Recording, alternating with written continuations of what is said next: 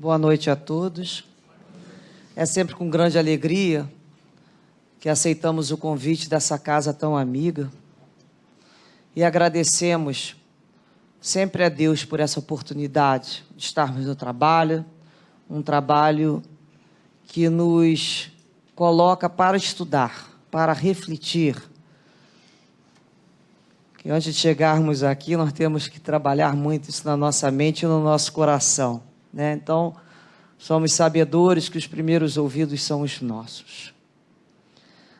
Pedimos a Deus que abençoe o trabalho, a todos, aí essa casa, que continua com um trabalho tão lindo, que possamos assim dar início ao nosso estudo, que eu fiz sobre, a minha escolha foi sobre o Cristo Consolador, o capítulo 6, que foi enviado, mas nós vamos olhar o tema do item 7, o grande médico das almas.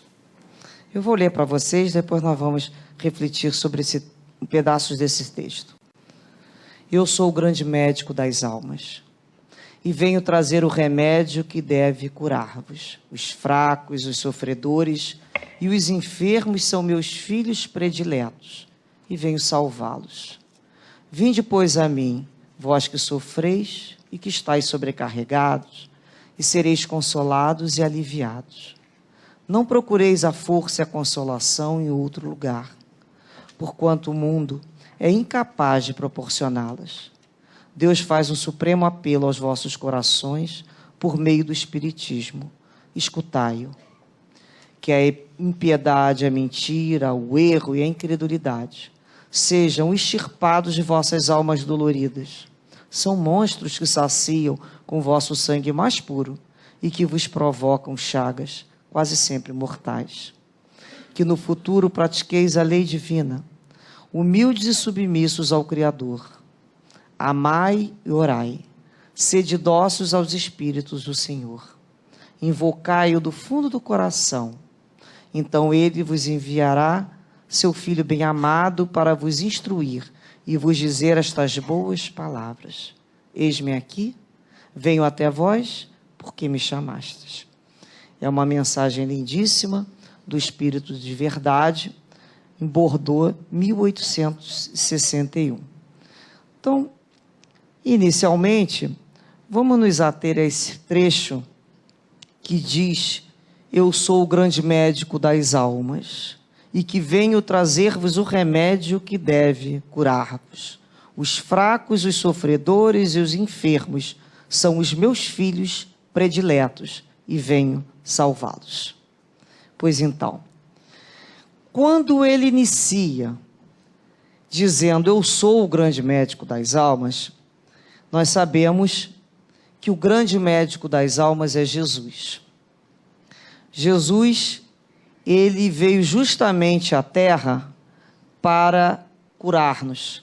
A quem? Aos doentes e sofredores. Se ele é o médico das almas sofridas, quem nós somos? Nós somos essas almas.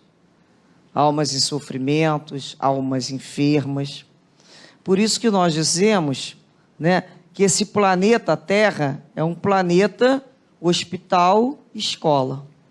Porque aqui reencarnamos com o propósito de aprender e de nos reorganizarmos no nosso corpo perispiritual, que irá transmitir, né, que como o corpo físico é o escoadouro. Então nós vamos vir aqui para retemperar esse corpo, para tratar das nossas mazelas. Quando falamos em enfermidade, é a enfermidade do espírito. Não existe enfermidade do corpo físico. Quem é enfermo é o nosso espírito, é a nossa alma. Então, a enfermidade encontra-se no corpo perispiritual. Então, vamos aos poucos, né, eliminando através do corpo físico. Quando a enfermidade chega no corpo físico, é porque já é um processo de drenagem. A gente tem que reparar dessa maneira. O que está drenando ali? Se a gente está liberando, se a gente está melhorando para isso ser drenado, para isso sair. Porque são situações que não deveriam mais coadunar com a nossa maneira de pensar e viver. Então, ela já começa a entrar no processo de retirada. A gente já não asila mais aquela doença, aquela enfermidade. Bem, quando Jesus, nos disse que veio trazer o remédio para nos curar, a gente fica pensando assim, que remédio é esse que ele vem nos trazer, para curar? E quando a gente pensa assim também de novo, para curar a nossa alma enferma, que remédio é esse? E o que faz denominar uma alma como enferma? Por que está falando que a minha alma é enferma? A gente também pode fazer essas duas perguntas. Primeiramente, para nós sermos chamados de almas sadias, saudáveis, nós teríamos que viver em total harmonia e equilíbrio e bondade. Se algum de nós, consegue, diante da vida, viver em harmonia, é uma alma saudável. Harmonia quando a gente diz, em face a tudo, em face ao mundo. E reparemos como somos desarmônicos com a gente mesmo. A gente não entra em harmonia com a gente consegue brigar com a gente, entrar em desequilíbrio. Nós ainda vivemos no conflito daquilo que pensamos, do que deve vir a ser e daquilo que realmente sentimos. Então isso é desarmônico, isso é processo de dor, é de enfermidade. Então quando Jesus vem trazer o remédio, que remédio é esse? A gente vai lembrar que ele é o semeador. Ele veio trazer as sementes divinas, que é a palavra divina. Então o remédio é a lei divina. Então ele trouxe essas palavras divinas, e soube generosamente exemplificar como é que usa. Porque a gente tem no Evangelho o repositório dessas palavras. Nós temos em Evangelho de Marcos, de Lucas, de João, de Mateus. Então ali é a palavra divina. Eles anotaram, fizeram as anotações segundo o Evangelho de São Marcos.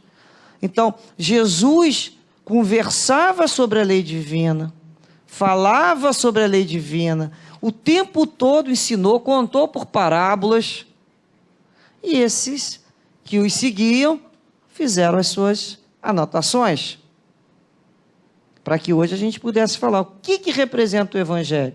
É uma farmácia, porque está ali o repositório da lei divina. Há mais de 2019 anos, não é assim? Que existe essas palavras divinas nos chegaram. Porque as palavras sempre chegaram. Nós nunca ficamos órfãos. Deus sempre enviou, diversas vezes na terra, em todas as latitudes, espíritos com capacidade de nos dar direções. Mas a chegada de Jesus realmente é um divisor. Ele deixa muito claro quais são as palavras de Deus. E nos explica que ele veio para fazer a vontade do Pai. E nos diz que esse Pai é bondoso, misericordioso e justo. E ele fala que cada um segundo as suas obras. Então ele deixa inúmeros momentos essa bula, digamos assim, no Evangelho, de como usar a palavra divina no nosso dia a dia, nas nossas relações com o outro, nas nossas relações com a vida, com a sociedade de uma forma geral, com a gente mesmo e com Deus. Então Jesus, ele não trouxe uma religião, isso fica muito claro. Jesus nos trouxe uma doutrina de comportamento divino, como a nos dizer, olha, se vocês conseguirem conformar a vida de vocês dentro desse padrão, a doença vai cessar. Vocês são doentes, desarmônicos, porque não vivem dentro desse padrão. Então é esse o que ele veio nos dizer, que ele veio nos alertar. Tem uma passagem que Jesus nos fala em João, que diz assim, olha, tenho-vos dito isto, para que em mim tenhais paz. No mundo tereis aflições, mas tende bom ânimo, eu venci o mundo.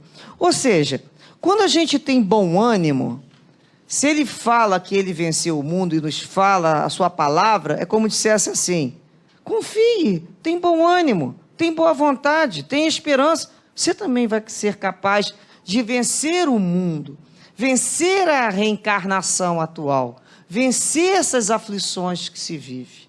É com bom ânimo. Então ele nos faz uma promessa ali. Senão ele não falaria isso. Tem de bom ânimo? O que é o bom ânimo? É ainda o entusiasmo da vida. É a vontade de aprender, é a vontade de fazer de novo, é a vontade de tentar mais uma vez. Não é aquela vida que, já fiz, não deu certo, agora eu vou levando até onde Deus quiser, e assim eu vou, sendo meio que empurrado para lá e para cá. Não é isso que ele fala.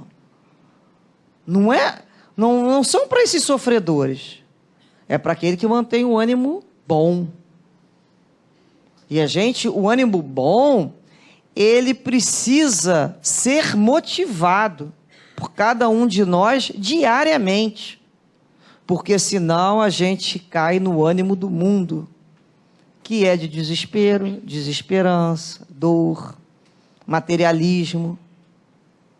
Por isso a importância da gente parar para refletir nas palavras de Jesus. Como é que eu acordo? Às vezes a gente pergunta assim, mas como é que você acorda? Tem muito hábito de perguntar isso para as pessoas. As pessoas falam, eu acordo como todo mundo acorda. Né? Levanto, escovo meu dente, tomo meu café, troco a minha roupa. Mas será que é assim? Todo dia a gente tem que fazer dessa maneira, assim? Quanto tempo a gente já não sabe mais como é que acorda, né? A gente já virou meio que máquina. A gente é levado pelo mundo, no roldão da vida, e muitas vezes não encontra um momento para iniciar o dia aprendendo a nos automotivar. Olhar, né, pela beleza que é um novo dia. De abrir os olhos, né, de ver a vida e pensar assim, meu Deus, o que isso representa?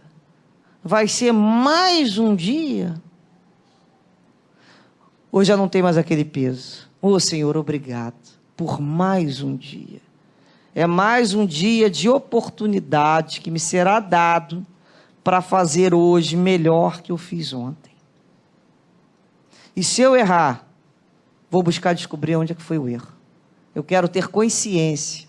Então não é levantar, escovar um dente, tomar um café. O que eu estou fazendo? Por que eu escovo meu dente? Por que eu estou tomando aquele café? Que gosto tem esse café? É aprendermos a viver como Jesus falou, um dia de cada vez. E muitas vezes nós estamos pulando a semana sem perceber o que aconteceu. E a vida está ficando sem graça.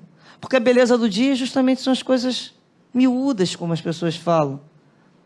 São os afetos do dia a dia, é o café da manhã com aquela risadinha com o companheiro, com filha, um pão quentinho, né? O latido de um cachorro, é brincar com um gatinho. Isso é a vida. E a gente sai correndo em busca de uma vida que a gente não descobre. Porque a gente corre demais, né? E cansa, e desanima. Eu às vezes vejo meu cachorro correndo atrás do rabo dele, eu fico pensando, meu guia deve me ver assim. Nessa coisa insana. Que eu não sei bem aonde eu estou indo. Deve ser assim, como da mesma forma que eu olho meu cachorrinho ali. Naquela coisa meio obsessiva, a gente para e fala assim, não, peraí, tem que cortar isso aqui. Eu tenho que voltar a sentir prazer, eu tenho que saber o que eu estou buscando da vida. Eu tenho que saber o que eu estou querendo da vida. Para ela poder me responder. Por isso que Jesus falou, buscai e achareis. Mas o que eu estou buscando? Eu não sei nem o que eu vou buscar. Eu não sei nem às vezes o que eu quero. Muitas vezes a gente tem até medo de querer, porque ainda quer tão erradamente, contrário à lei de Deus. Então o que está nos faltando, né?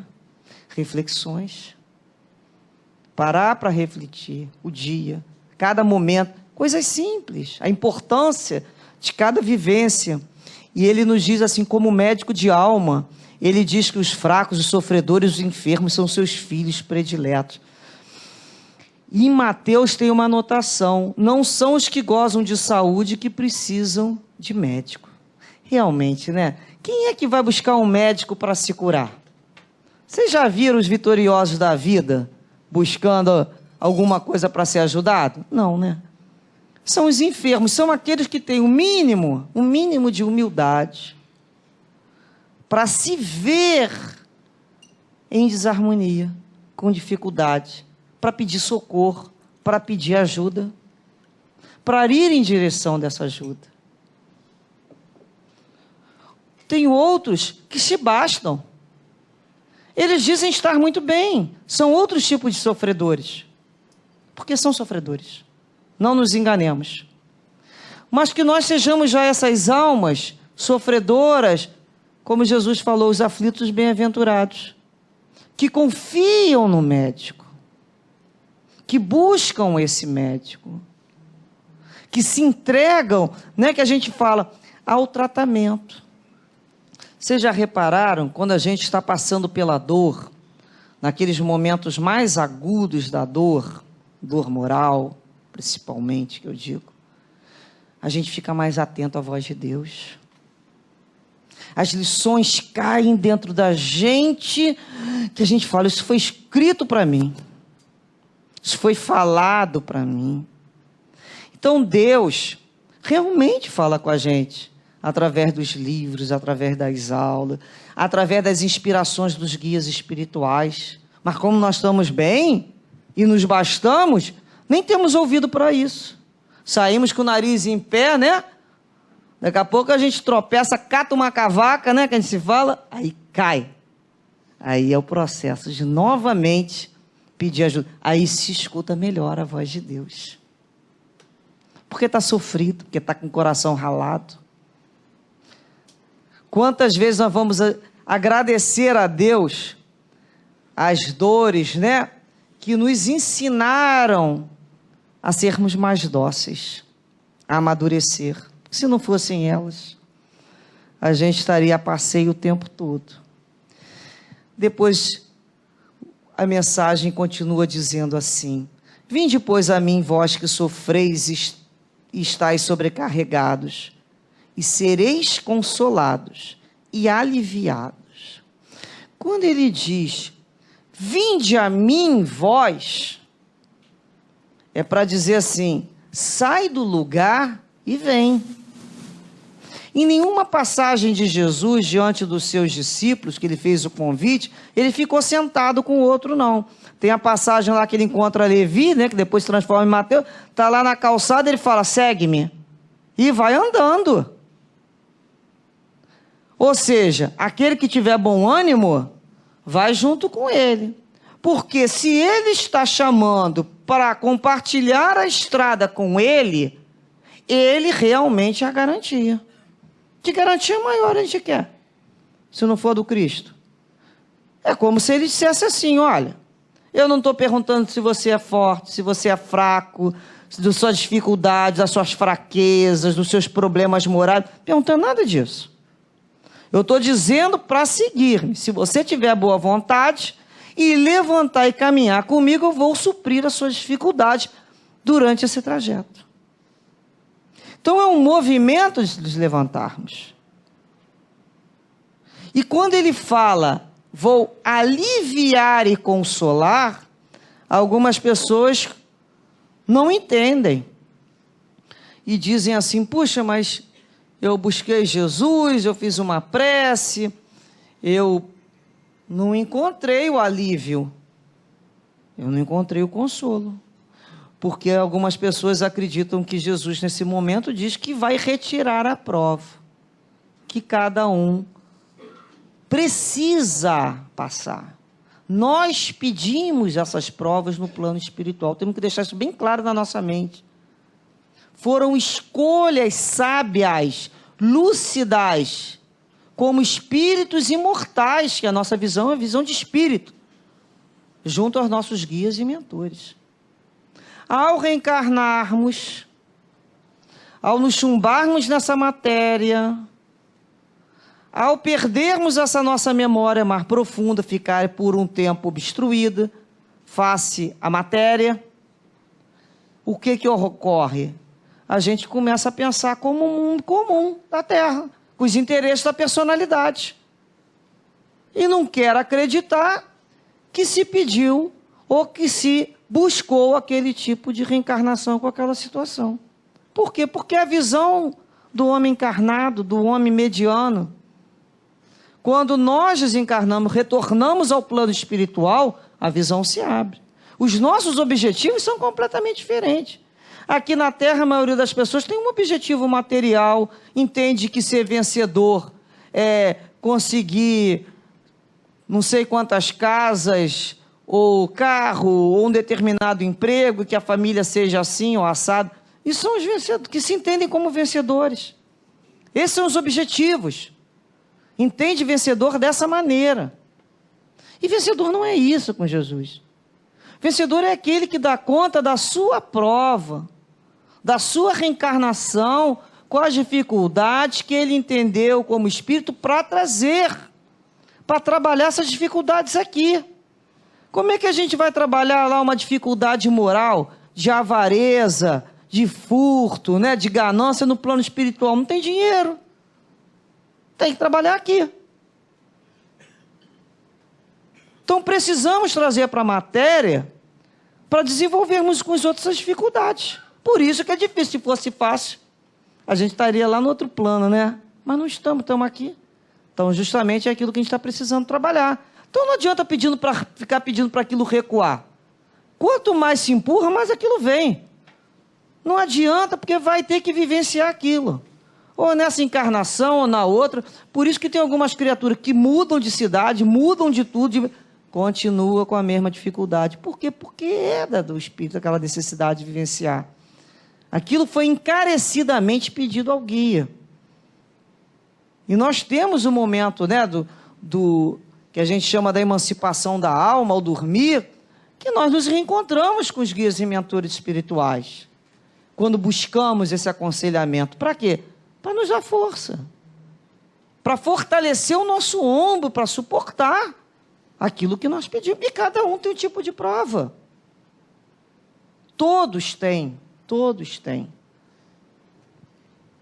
E ele nos diz também, nesse capítulo 6, item 2, tem uma passagem que Kardec explica dizendo assim, olha, todos os sofrimentos, misérias e decepções, dores físicas, perdas de seres amados, encontram sua consolação na fé, no futuro, na confiança na justiça de Deus que Cristo veio ensinar aos homens. Entretanto, sobre aquele que nada espera após essa vida, ou simplesmente duvida, as aflições vão se tornar muito mais amargas e penosas, e nenhuma esperança vem diminuir o seu amargor. Foi isso que levou Jesus a dizer, vinde a mim todos vós que estáis fatigados, que eu vos aliviarei. Ou seja, quando nós começamos a compreender que para sermos aliviados e consolados, entender as mensagens de Jesus que ele nos traz, a gente precisa compreender a vida futura. Porque sem o entendimento da vida futura, essas mensagens ficam perdidas na nossa mente. Sem entendimento. Porque se a criatura entender que ela só tem uma vida, como é que isso tudo vai se dar? Então, quando ele entende a reencarnação, que é justamente essa peça que vai ligar todas as outras de forma harmônica, explicar todas as outras questões, ele consegue montar, né, o que a gente chama de os seus edifícios, seus princípios morais, com o entendimento da reencarnação, da vida futura, de que já se viveu e que se vai viver. Por isso, através desse entendimento, que vamos conseguir compreender a justiça de Deus, a lei de ação e reação. A lei que me diz que hoje eu nada mais sou do que herdeira do meu próprio passado. E que Deus é um Pai justo, bom, misericordioso e educador que me dá uma oportunidade de fazer o quê? De me reconciliar com a lei. Porque todas as minhas enfermidades significam desarmonia. Desarmonia é com o quê? Com a lei. Deus perdoa tudo. Mas existe uma lei. E a lei vai ser cumprida. É isso que a gente tem que entender. A misericórdia divina existe na medida que ela te possibilita se reorganizar com a lei. Então você se arrepende, você sofre, você se debate, você se aflige, mas você vai ter que se entender com a lei. Você vai ter que reparar aquilo que você desorganizou da lei. A lei é perfeita. A lei é de harmonia. Então não tem espaço para almas entrando e desarmonizando lei. Vai ter que retor. Por isso o cuidado que a gente começa a ter com a nossa vida de hoje. Porque se hoje eu colho obrigatoriamente aquilo que ontem espontaneamente eu plantei, porque foi livre-arbítrio, mas a colheita vai ser obrigatória. Mas enquanto eu colho, eu falo, eu não quero mais colher isso não. Cansei de comer esse negócio aqui brabo que eu estou comendo. Eu agora vou ter mais consciência na hora de jogar minha sementinha na minha vida. Não vou ficar, meu jardim mental, não vai entrar qualquer caroço aí mais não. Chega de engolir esse caroço grosso. Né? A gente já começa a ficar mais cuidadoso. Eu já percebi que é lei de ação e reação. Então não adianta ficar culpando ninguém. Eu sou a responsável. Eu tenho que tomar essa responsabilidade. Agora, como é que eu mudo isso? Eu só mudo na medida que eu me conheço. Enquanto eu não me conhecer, eu também não vou saber mudar nada. Né? Às vezes, a gente pergunta assim, se nós estamos sofridos, se nós somos aflitos, por que nós não estamos sendo consolados?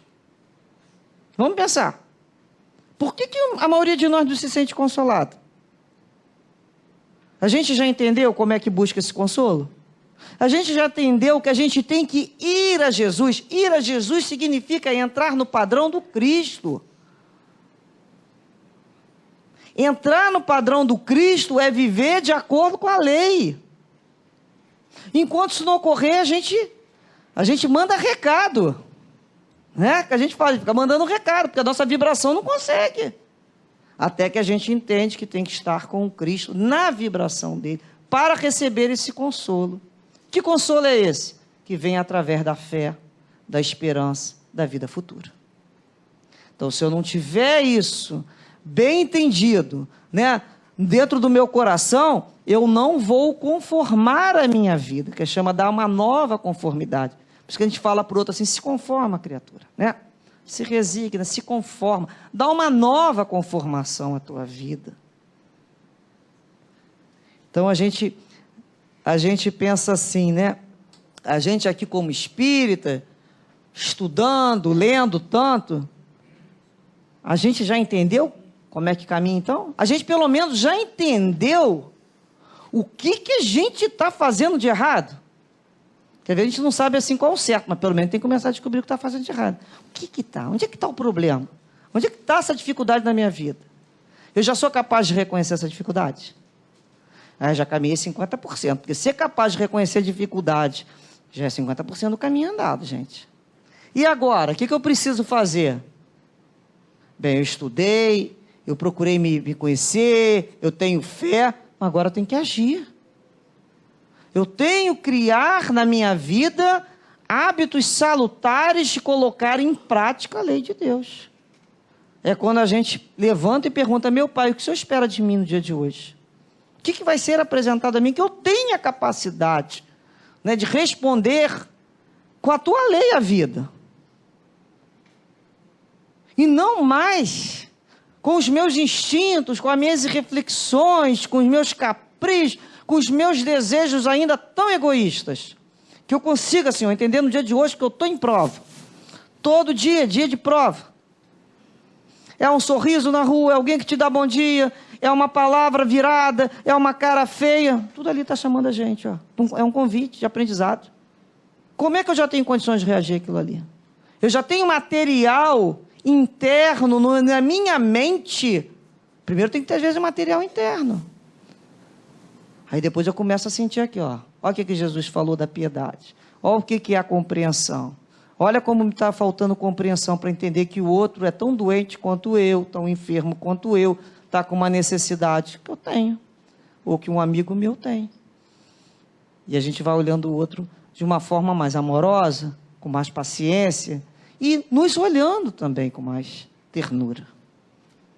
Então a gente procura todo dia olhar para a nossa vida, para o mapa lá que a gente está desenhando, onde é que a gente quer ir, e fala assim, aqui, isso aqui não está dando certo mesmo.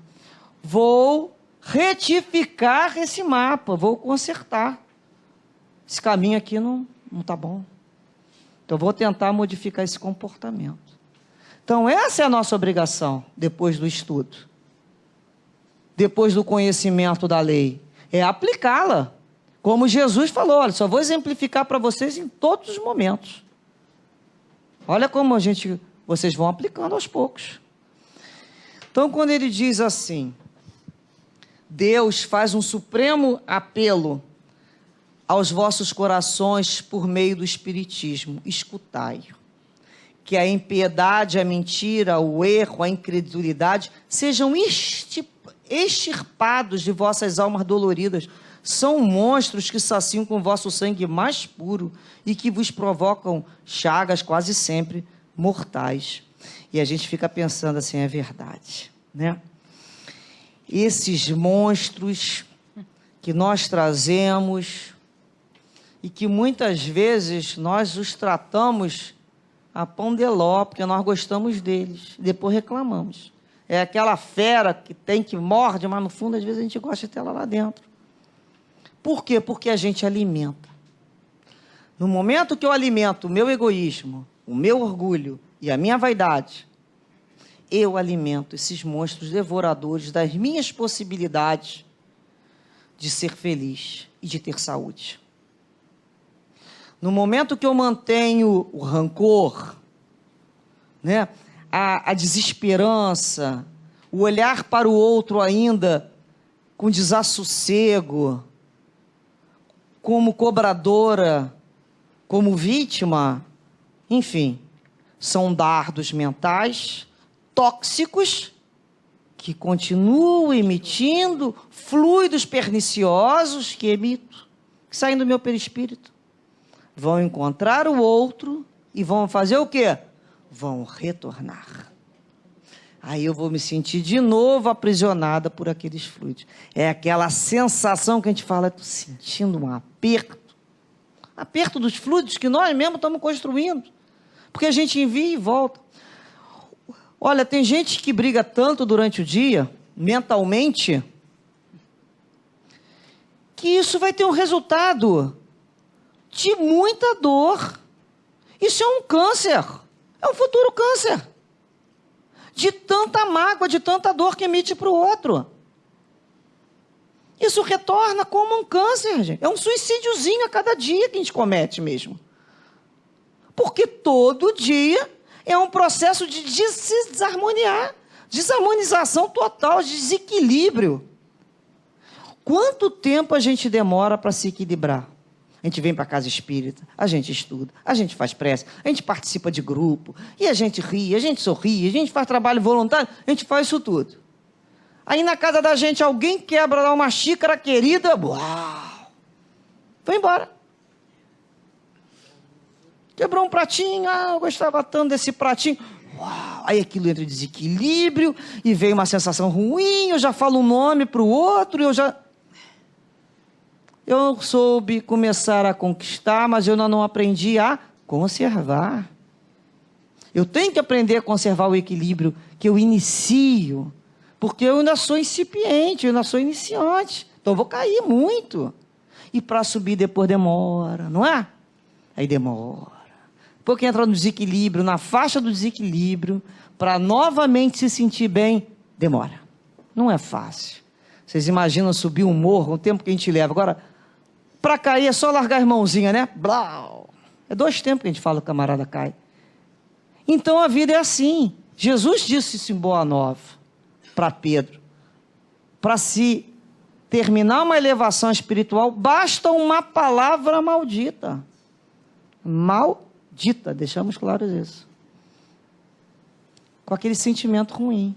Por isso a importância da vigilância do nosso ser interior. Eu tenho que me olhar e falar, o que é isso que eu estou sentindo, hein?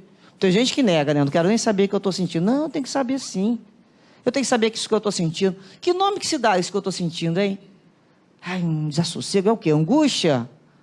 É ansiedade? É inveja? É despeito? O que é isso? Tem que dar nome, eu tenho que aprender a saber. Isso aqui é diferente do outro dia que deu um outro que tem que vir. Estudar em mim. Por que estudar em mim? Ué, porque eu não tenho isso dentro de mim. Eu tenho que olhar, retirar, dar um nome e falar, olha só, isso aqui é ansiedade, olha só a ansiedade, está dentro de mim, olha. Baita ansiedade. Olha como ela me perturba, olha como ela me destrói. Olha como ela perturba meus passos, caminhar. Olha como é que ela me desequilibra. E agora? Eu olho, dou nome e faço o quê? Vigilância. É quando eu começo a ter um autocontrole sobre essas nuvens, né? Muitas são nuvens que vão passar e que vão mexer e vão buscar o que a gente tem lá de dentro, porque só sai aquilo que tem lá de dentro, hein? Então são as nuvens que vão passando pela vida, que a gente vê que de vez em quando vem uma nuvem diferente. Aí vem uma nuvem e te potencializa aquilo que você tirou aquilo dentro de você, porque aquilo estava lá dentro. Que bom que saiu. Que bom que já está saindo, que eu estou olhando, que eu estou dando o nome e falando, eu te conheço, hein? Agora está gravado, hein? Próxima vez que você iniciar esse palpitarzinho aqui, já sei o que eu vou fazer. Então a gente começa, não tem receita de bolo, né? Cada um de nós vai buscar falar para a própria alma, sossega a alma. Que isso? O que Jesus falou? Jesus ensinou sobre isso. Está lá, observai os pássaros. Olhar o lírio. Está lá a lição sobre isso. Cadê a confiança? Cadê a fé? Cadê o entendimento? Está lá no manual. Porque eu ainda não estou automatizada. Como eu não estou automatizada, eu vou no manual, abro o manual e encontro a lição que eu preciso. Tem gente que fala assim, abre de qualquer maneira, encontra aí alguma coisa. Não abre de qualquer maneira, não. Eu vou buscar o que eu estou querendo. Eu tenho que entender o que eu estou precisando naquela farmácia que é o Evangelho. Então, depois ele nos diz sobre sermos dóceis ao Espírito do Senhor, invocai do fundo dos vossos corações. Então ele enviará o seu Filho bem-amado para vos instruir e dizer estas boas palavras. Eis-me aqui, venho até vós porque me chamaste. Jesus nunca nos abandonou, nunca fomos órfãos, nunca estivemos perdidos. Ele nos aguarda. Até hoje nos aguarda. Por isso que não se explica a nossa ansiedade com o nosso companheiro de caminhada. Se Jesus está nos aguardando, o guia está nos aguardando, a gente tem que aprender a aguardar o outro. E que possamos, né, nas nossas dores, buscarmos Jesus. E que tenhamos, né, o entendimento de aproveitar esse momento da reencarnação, em que a doutrina espírita nos esclarece, nos consola, nos faz discernir as boas atitudes e conhecer Jesus, conhecer suas passagens. Para encerrar, não lembrei de trazer para nós a passagem de Marcos capítulo 10, do cego Bartimeu, que diz assim, olha, quando Jesus e seus discípulos, juntamente com uma grande multidão, estavam saindo da cidade, o filho de Timeu, Bartimeu, que era cego, estava sentado à beira do caminho pedindo esmolas. Quando ele ouviu que era Jesus de Nazaré, ele começou a gritar, Jesus, filho de Davi, tem misericórdia de mim. Muitos o repreenderam para que ficasse quieto, mas ele gritava ainda mais, filho de Davi, tem misericórdia de mim. Jesus parou e disse, chamem-no. E chamaram o cego e disseram para o cego, ânimo, levanta-se, ele o está chamando. Lançando sua capa para um lado, de um salto, ele pôs-se em pé e dirigiu-se a Jesus. E Jesus lhe perguntou, o que você quer que eu faça? Vocês imaginaram Jesus perguntando isso para a gente? O que você quer que eu faça? Nós saberíamos dizer? E o cego respondeu, mestre, eu quero ver. Vá, disse Jesus, a sua fé o curou. Imediatamente ele recuperou a visão e seguiu a Jesus pelo caminho. Que possamos também, né, com essa lição, imaginarmos, né, sentirmos Jesus ao nosso lado, nos convidando, vinde a mim, e nos perguntando, o que queres que eu faça? E que possamos pedir, Jesus, que eu possa ver, Senhor, com consciência, as minhas dificuldades. Que eu possa, Senhor, atender a Tua vontade na minha vida e viver de acordo com as leis de Deus. Que assim Jesus nos abençoe e nos abra a vista, aos olhos da alma, com as bênçãos de muita paz.